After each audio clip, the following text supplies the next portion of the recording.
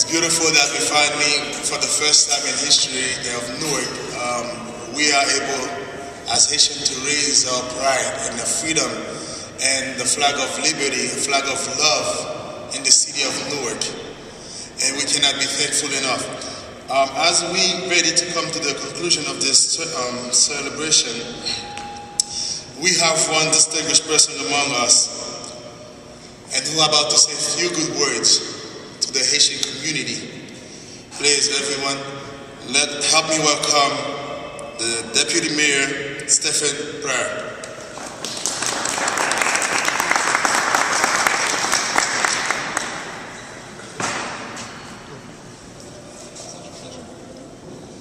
Thank you. Greetings. I'm glad to join you in this ceremony today, and it takes on an enormous amount of meaning. I know that we all feel it with intensity. Flag Day for Haiti is always important, and I don't need to tell you of its precise historic importance.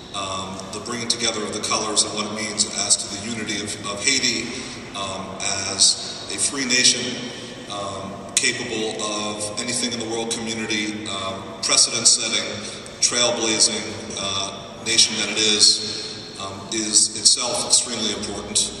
And of course it takes on another importance because of what happened on January 12th and the enormous tragedy, the unspeakable tragedy of that day and the aftermath. And we all need to remember that the tragedy continues every single day. It was certainly not isolated to the 12th of January. And we need to continue to pay attention and to invest our energies. I have the privilege of serving as one of Mayor Cory Booker's deputy mayors here in City Hall. You've met another of his two deputy mayors today. The mayor and we are deeply dedicated to the Haitian cause.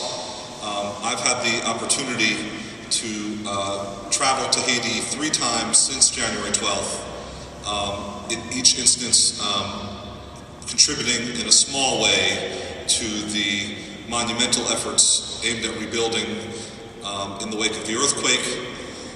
Those efforts have involved a group of physicians who traveled with coordination from the Haitian League based right here in Irvington, New Jersey, Dr. Bernard Loredin, and doctors from really around the country who flew in to volunteer at Bernard Maves Hospital in Port-au-Prince in the immediate aftermath of the earthquake, when there were too many patients for the existing doctor and nurse staff of the hospital to handle, and not to mention all the logistical and physical problems experienced by the hospital itself, crushed by the earthquake. We've since followed up on that trip with a local fundraiser to help raise money for the tents that are so necessary. As you all know well, I don't need to tell you, people who've had surgery at a hospital because they lost their homes, sometimes trapped in their own homes, which caused the initial damage to themselves. People are being released into the world without shelter to go to while they're healing. It's tragedy upon tragedy. So we did our very, very small part here in Newark and recently had a fundraiser to provide tents to the exiting patients at that particular hospital we partnered with. Through the great efforts of another of our colleagues here, Barbette Lurison, there was an effort to provide a water purification system for Bernard Maves Hospital, which was successful. GE provided a giant cylindrical system at the site of the hospital, and it's providing fresh, clean water to the patients there, and we're going to continue helping in ways that we can. My second trip was around what I do here in Newark every day, which is economic development, assisting in the assessment of businesses, small and large, mom and pop stores, and garment factories, and beyond, as to what can be done to recover.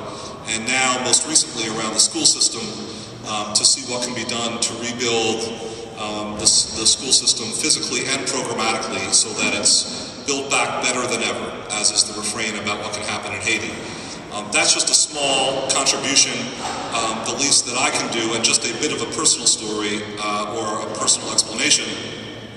Before I lived in Newark, I lived in New York City, and particularly in Lower Manhattan, and I was a block from the World Trade Center when the towers fell on September 11, 2001. My home was about a block from the edge of the Trade Center itself, at Maiden Lane and Broadway, and I was displaced from my home, unable to return to it for a period of weeks. Weeks only. There is absolutely no comparison, and I make none. And I was able to return to my home and find its contents there and restore my life. And I ended up working on the rebuilding of the World Trade Center in Lower Manhattan for 5 years, going on to become head of the rebuilding agency itself, the Lower Manhattan Development Corporation. And in a small way, I understand and identify with those who are displaced from their homes and have lost their neighborhood. But what has happened in Haiti goes so far beyond what happened in Lower Manhattan or in really any other tragedy that we can reference in memory. And you all know it to be true, and I know it to be true. There is so much work to be done. It is almost incomprehensible. But in this case, we must meet the incomprehensible with our every effort. All we can do is give our all. And the fact is that even out of unspeakable tragedy, I know from personal experience, though not directly comparable, from September 11th, there is an outpouring of support that is also beyond comprehension. There is the world response that would never occur, but for the tragedy. It shouldn't take that. It shouldn't take an earthquake or an attack or another form of disaster to awake the worldwide conscience and to bring resources where there is justice to be served. But the fact of the matter is that it often does, and it is difficult ever to see opportunity in tragedy. But the fact is that there is a chance now, with the world community united around Haiti, with the United States hopefully maintaining a leadership position among other leaders in the world, working in partnership with Haitians who are rebuilding on behalf of their beloved country, and this important country to us all, that we can in fact see a brighter future for Haiti than even was possible before the earthquake. It is with that spirit that we in Newark must look to the events in Haiti and must continue to give our all to see whether and to ensure that such a promise out of absolute incomprehensible tragedy is fulfilled. And that is the second meaning of this particular Haitian Flag Day. I'm very grateful to join you and look forward, more importantly, to joining you every day for a period not of weeks, but of years in ensuring that Haiti is built back better. Thank you. And thank you, Deputy Mayor Stephan, and also Deputy Mayor Muniz and Iris. She helped put this together also. So thank you all for coming out in this wonderful weather, and hope to see you May 23rd.